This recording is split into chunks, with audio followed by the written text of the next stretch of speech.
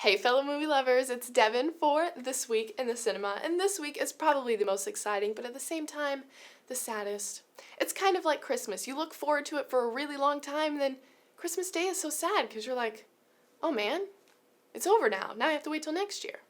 Well, if you don't get what I'm going at, I'll go ahead and explicitly explain it. This week is finally the weekend that The Hobbit comes out, and now I'm dying on the inside because I'm so excited for it, but at the same time, I don't want Friday to get here too fast because then I'll watch the movie and then it'll be over with, and then I'll have to wait like an entire year for the next Hobbit movie to come out, and I don't know how I'm going to be able to cope with that yet.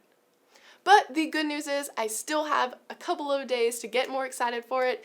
Unfortunately, Colbert's week-long Hobbit special awesomeness is over, so this week it's just up to us, guys. So, I'm sure you've heard tons about the movie. You know it's 48 frames per second, which is really exciting because I don't think I've ever seen anything in that frame rate before. It was recorded in 4K, and the 3D is supposed to be amazing. So amazing, I might actually see it in 3D. I'm thinking about it. But here are some things you may not know about The Hobbit. Yes, it took me a while to find things that I didn't know about The Hobbit, but I got there.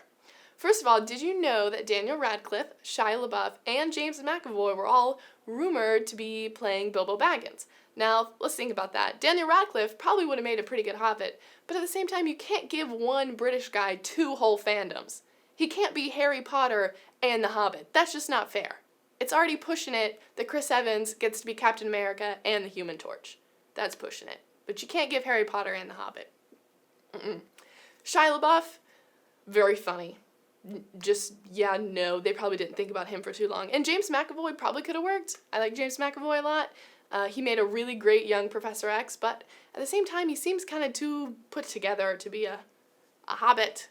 But another exciting thing about The Hobbit that I actually did not know, apparently Frodo and Legolas and a lot of other characters from the Lord of the Rings movies are supposed to have sort of like small character roles in The Hobbit, which is really confusing to me because those characters definitely weren't in the book. So I'm curious to see how that happened at all, because I don't get that.